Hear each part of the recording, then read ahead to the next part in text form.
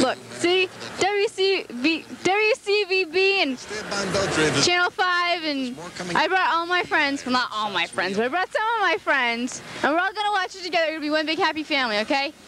Have you ever had an embarrassing moment on the air? Oh, sure. What was it? Let's see, which one? Pick one. Let's see. Years and years ago, there was a man named Tony Boyle, who was the president of the United Mine Workers Union, and the United Mine Workers were on strike. And I had a headline to read, which was, and he had gotten in, Boyle had gotten into trouble, and he was in jail. So the story went something like this: United Mine Workers President W.A. Tony Bale was boiled out of prison this morning. And I said, "Excuse me," and then to the camera I said, "Excuse me," and of course that's W.A. Tony Bale was boiled out of prison this morning. I said it 3 times. The cameraman was laughing so hard that the camera was going up and down like this. Finally, I just changed the sentence around and wanted to die, but that was an embarrassing moment, especially since it was probably my first year in television. I think if it happened today, I might take it a little more calmly, but I was mortified at the time. Do you still make mistakes on the air? Oh, sure. You mean it's like stumbling over a word or something like that? Sure. And you just correct it and move on. Okay. And in live television, where you're unscripted, I think you're less likely to make mistakes as you are perhaps not to be as smooth and articulate as you might be if you had written it. On the other hand, here comes the plus and minus to everything again.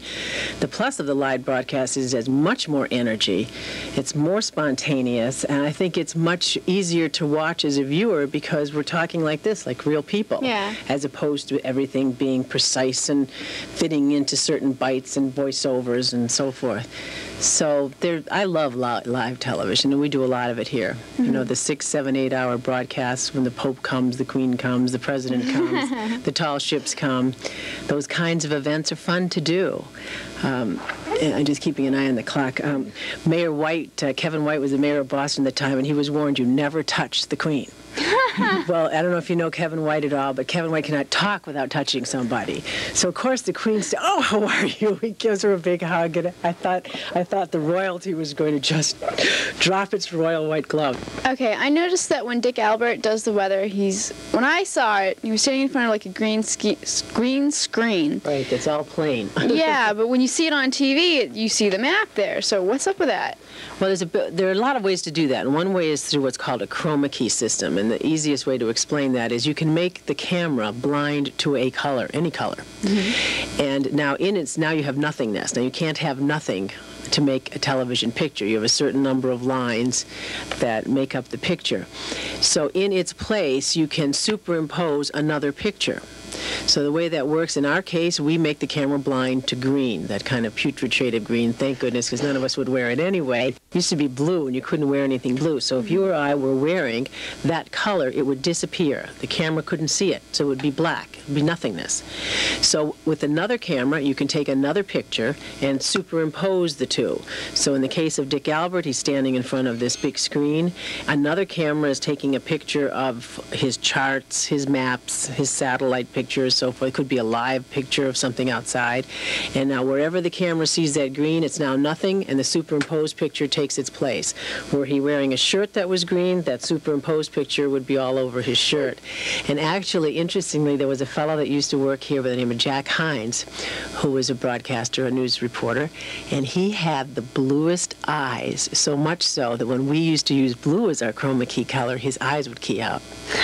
And so if we superimposed a picture of, say, I don't know, a dog running across the street, you would see it running across his eyes.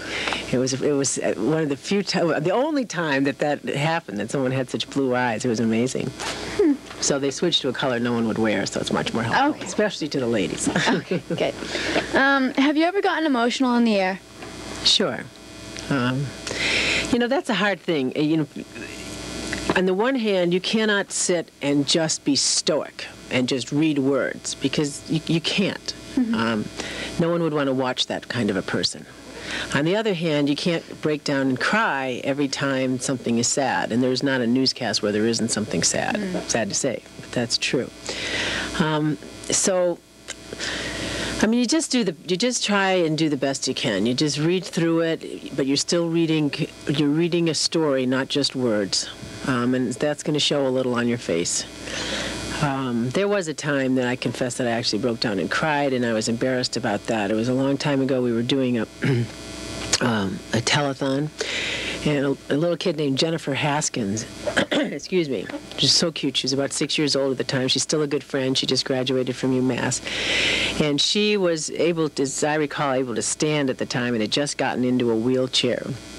And she was so cute. She had big blue eyes and little freckles and cute curly red hair. And she was a little kid, and she was crippled. And she was going to get worse. And we told her story, and it was just too much. It was like 2 o'clock, 3 o'clock in the morning, and I just lost it. And I turned away from the camera. Unfortunately, Chet picked up for me, and the cameras picked up, and we went on. And there was another time during a newscast where it was unbearable. We went on the air telling people that a little girl had been kidnapped, and that's all we knew. The child's parents had been on our midday news earlier that day to say that that their baby was kidnapped, and they were terribly distraught, and please would anybody help them, and break your heart. Well, we wear these little earpieces so that people from the studio can talk to us and give us instructions or new information, which you have to have in a live broadcast for obvious reasons. And we get into the broadcast and we report that the baby's missing, that they found a ladder, the window of the bedroom was open, the police were working on it. Then we started to read other news, and in my ear comes the producer saying, they found the baby. She's dead. Whoa. So then we report that, and then we go on with other news. They found the baby, and now the story gets more and more gruesome about what happened to this baby.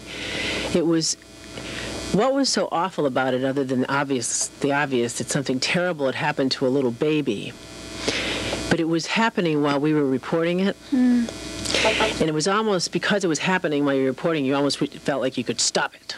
Yeah. But you couldn't stop it. It's painful to this day. Yeah. I feel bad that I asked you that question, but it's okay. Have you ever met anybody famous? Oh, sure.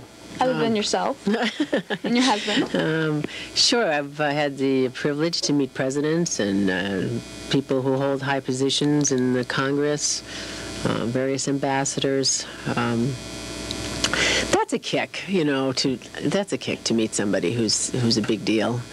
I'm trying to think. I don't do movie stars, so I don't get to meet too many movie stars. I'm trying to think somebody that would appeal to your generation. Brad Pitt. You didn't interview Brad Pitt, did you? Son of a gun! I missed that opportunity. You should interview Dixie Watley. See, she will have interviewed all the stars that you kids turn into, because she does all the music. Do you know if she's interviewed Brad Pitt? I don't know, but I would be willing to bet she has. Talk to her. Okay. Check her out.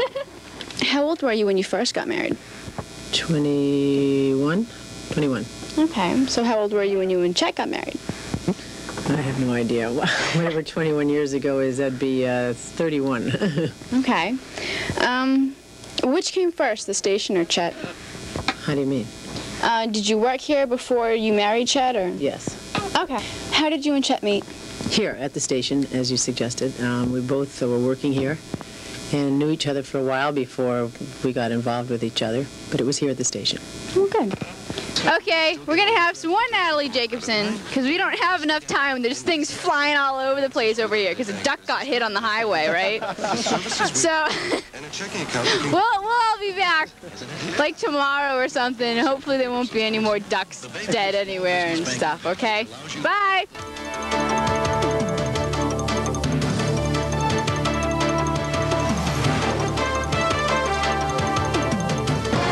WCVB TV Boston.